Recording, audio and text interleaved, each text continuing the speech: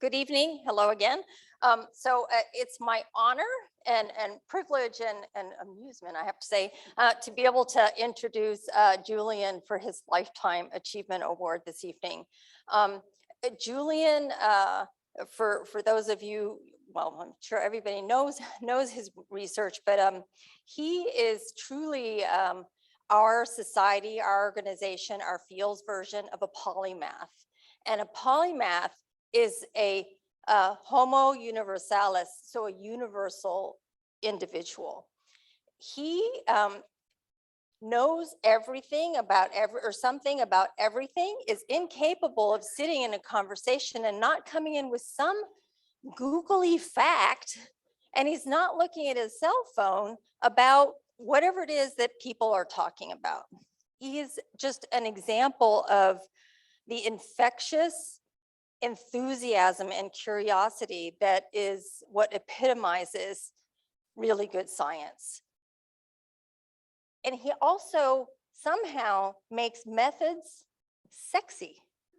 It's really annoying. It's really annoying to be that perfect. So, Joe, where are you, Joe?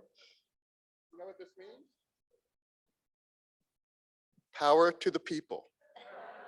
Power to the So certainly, Julian's written lots of papers, 400 or so, more than 400 peer-reviewed papers. But the really interesting thing is if you ever have his CV in front of you and just, get ready to put it down on a desk while you're perusing it, because it's pretty big, is what's really interesting is the variety of journals in which he's published. So this guy can sit next to somebody on an airplane and have a conversation with them about racehorses, and then all of a sudden is, collaborating on heart rate variability in high level racing horses, and, having publications on this topic. So he just is just so inspiring, and a good mentor as well. And I can tell you that at my first APS meeting, I had a poster and I was standing there, and of course, poster sessions are just so fun, right? You're just standing there feeling really exposed and lonely. And Julian came up to my poster, and I had no idea who he was because I did stress in the immune system in graduate school.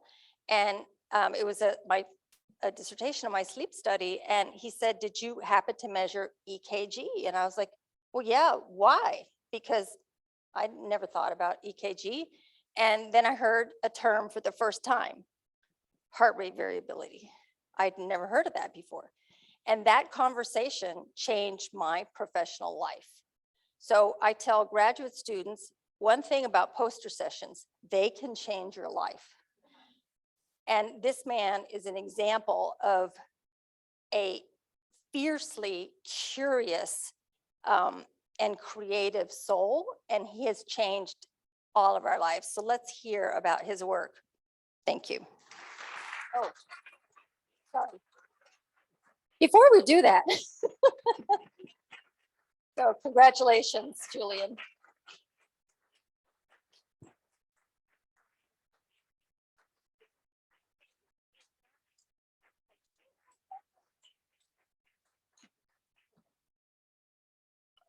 Got it? Thank you, Tika. What a surprise to have you give me this award in lots of different ways. I'm really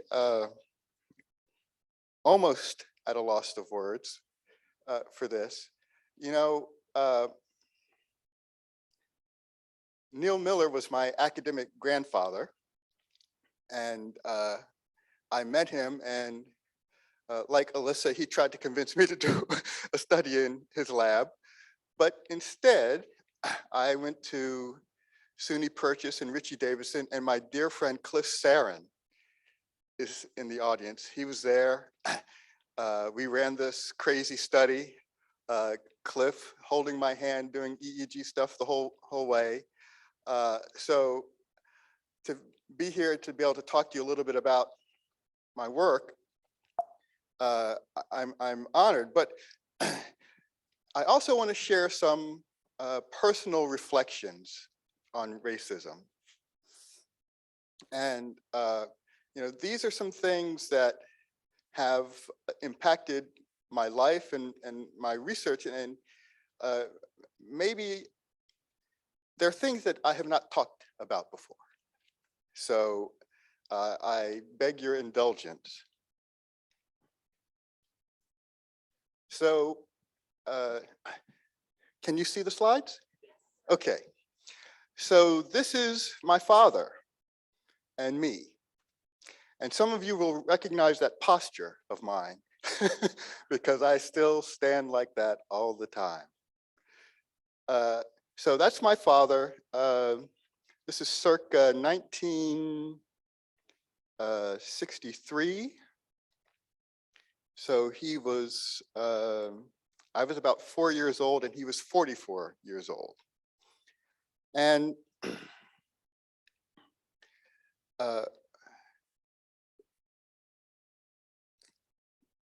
it's hard to overstate the influence that he had in my life. And it's manifested itself recently in some research that I'm going to talk to you about. So I was born in Brooklyn, New York. This is, we were still living in New York at the time. And then a year later, we moved to rural Delaware. So long story how we ended up there. But I want to talk to you about some experiences. So when I started kindergarten in New York, the schools were integrated there. Brown versus Board of Education had been decided in 1954. But how long do you think it takes for those types of laws to be instantiated across the whole country? When we moved to Delaware in 1964, the schools were segregated. My brothers went to segregated schools.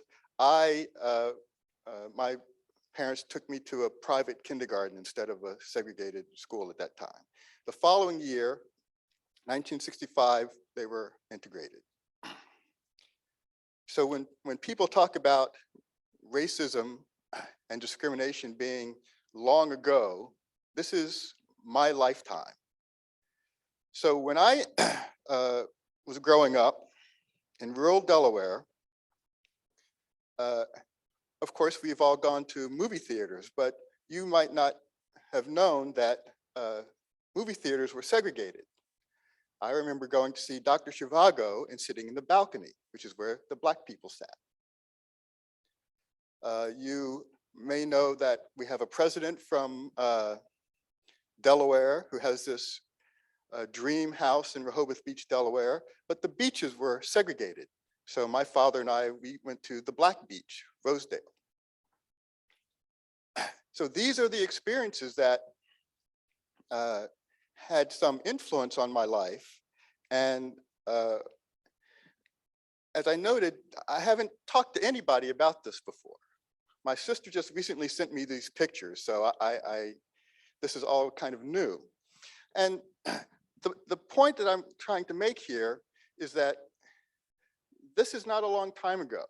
Brown versus Board of Education, there's a couple of things that were interesting about that court decision. So one of the statements made in that court decision was to separate Black children from others of similar age and qualifications solely because of their race generates a feeling of inferiority as to their status in the community that may affect their hearts and minds in a way unlikely ever to be undone. This was in the Brown v. Board of Education decision. And this was based on work by Kenneth and Mamie Clark on experiments in the 1940s that suggested that Black children from segregated environments preferred white dolls over Black dolls. Now, more recently, we have a Supreme Court that John Roberts, in gutting the Voting Rights Act, basically said discrimination was over. Clarence Thomas, in commenting recently on Brown v. Board of Education, said psychological harm or benefit is irrelevant. So when Alyssa was talking about structural racism and the challenges that we have, this is a tough situation. Now, the effects of this discrimination and racism are hard to quantify, but I'm going to show you something. This is just a picture. This is my first public speaking engagement when I was 11 years old. I actually used less notes for that talk than I'm using for this talk. And I was a radical. I had organized the student government in my elementary school, Benjamin Banneker Elementary School. And this was the groundbreaking ceremony for the first low-income housing project in this small town in southern Delaware. And it was going to be called Banneker Heights. And I was asked to give a talk about Benjamin Banneker. So that was my first public speaking engagement. So this is my father, age 44. This is my father, age 54. The dramatic aging is incredible. I have to say, 9 months later, he died of a stroke. I was with him at the time, and it was a very interesting experience, to say the least. This was before 911. I had to, call my mother and try to. It was an interesting experience. But look at the aging. What happened? This was unfair treatment. He had worked on the railroad, and in those days there were private railroads, the Atlantic Coastline Railroad, Seaboard Coastline Railroad. This is before Amtrak. And when they combined, they basically cheated him out of his retirement. And he spent the last years of his life fighting this unfair treatment. And this is what happened. So that's the personal reflections. And like I said, I haven't talked about this before, and this is relevant to the research I'm going to talk about, because we've identified what we call the cardiovascular conundrum, which is a pattern of high heart rate variability, high vagal function, and high peripheral resistance. Those things should be inversely correlated. Genetic correlations between heart rate variability and blood pressure are negative. These things should be negatively correlated, but they are not. So the question might be, why? So I'm going to talk in particular about the vascular aspect and its relationship to these health disparities. And I want to share some prescient words from my friend and colleague, Norman Anderson. Actually, I think Norm was the person who nominated me for ABMR. And he notes that a second trend suggests that Blacks may show a propensity toward blood pressure reactivity mediated by peripheral vasoconstriction. This alpha-adrenergic hyperactivity, as indexed by peripheral vasoconstriction, may prove to be an important contributor to elevated blood pressure in Blacks. With Norm, we published a meta-analysis recently showing exactly that, which is that there's about a third of a standard deviation higher peripheral resistance in African Americans.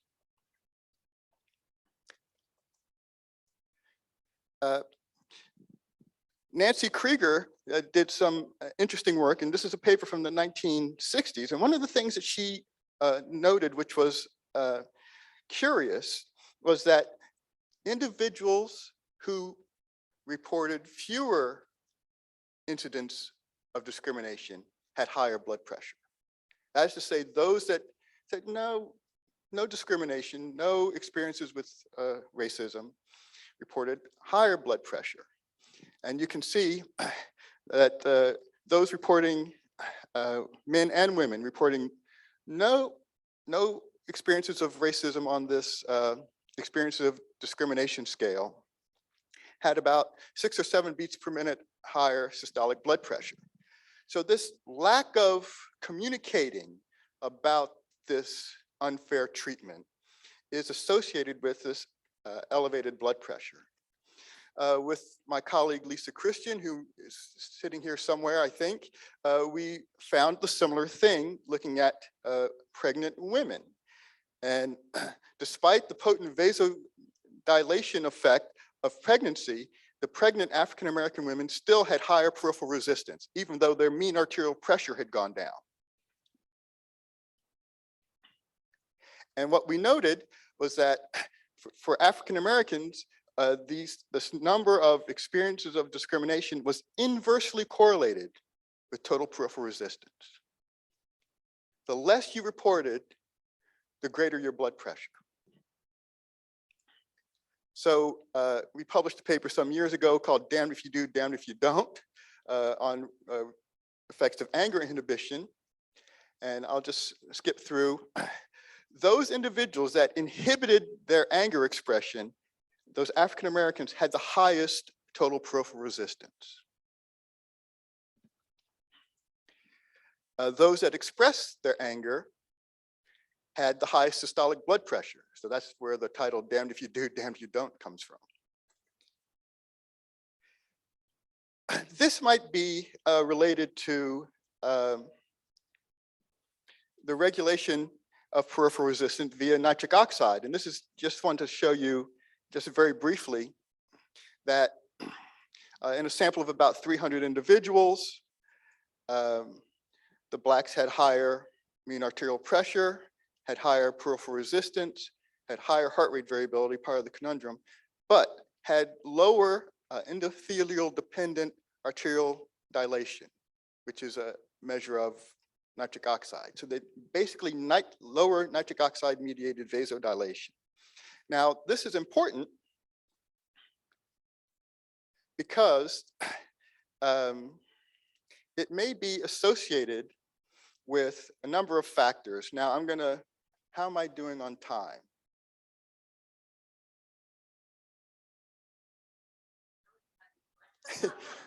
Well, okay, that'll do it.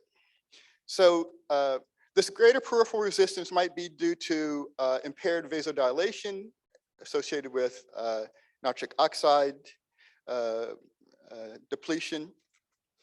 But there are psychological factors that might be associated with this. And I just want to mention one, which is the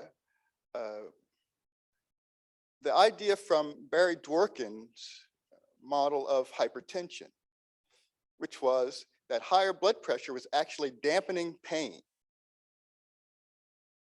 And this had been generalized by Ivan Nikolichek, such that higher blood pressure was associated with lower negative affective responses.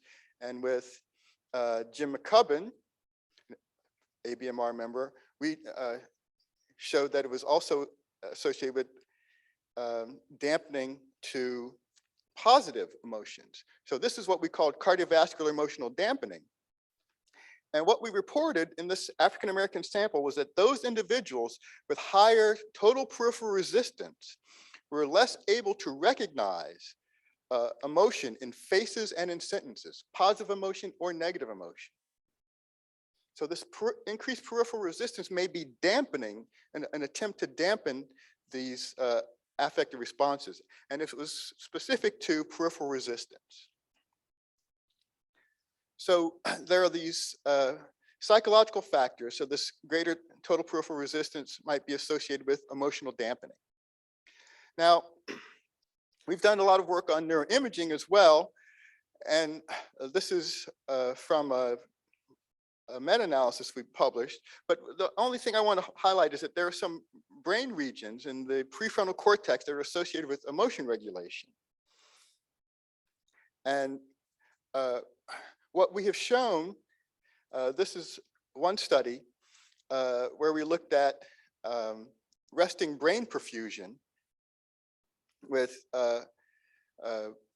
my friends Dick Jennings, Pete Generis, Steve Manick, and Ben Allen. And global cerebral blood flow is associated with greater nitric oxide. And what Dick has shown is that maybe hypertension starts in the brain, and that reduced total cerebral blood flow is associated with increased risk factors from metabolic syndrome, as well as other cardiometabolic diseases. And what we showed in this first study was that global cerebral blood flow was positively correlated with heart rate variability in whites, but negatively correlated in blacks. So if there's a nitric oxide mediated effect that's going on, and interestingly enough, it was specific to these emotion regulation brain regions. We have recently replicated the study in a somewhat larger sample, and we find, again, a positive correlation of heart rate variability with total cerebral blood flow in whites and a negative correlation in blacks. And, you know, it's just striking. So if this represents a decreased nitric oxide mediated vasodilation, and many of you know that rates of hypertension are greatest in African Americans and rates of stroke. It may be related to trying to regulate these emotions in response to unfair treatment. And despite researchers trying to suggest that this may be genetic or due to dietary factors, I can tell you we find the cardiovascular conundrum in a sample of gay men and women that we examine in Rome. The same pattern. It's not genetics, it's not their diet, it's their response to unfair treatment. And if we as a society are to move forward, as Alyssa indicated, we need to address this. And I can tell you that this is personal to me because this is what killed my father. So, significant health disparities exist. Physiological and emotion regulation is implicated. Peripheral vasculature and nitric oxide are involved. And for all the young researchers out here, it's important for diverse researchers to study these issues, because my personal experience with this has informed my thinking about what to look for. And we need a more diverse pool, and this starts early and involves role models, and this is where Tika comes in. Tika is my dear, dear friend, and she's an inspiration to all of us, and I'm just so happy that she was here to present me with this award. So I want to end with a quote from James Baldwin. Not everything that is faced can be changed, but nothing can be changed until it is faced. Thank you.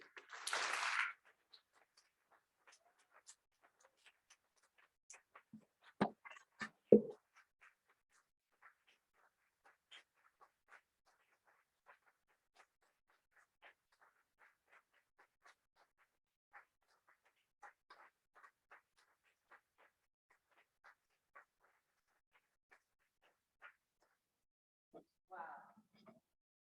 Julian. Thank you so much. I think you can also feel in your heart, your passion for this work. You are also a phenomenal mentor to so many of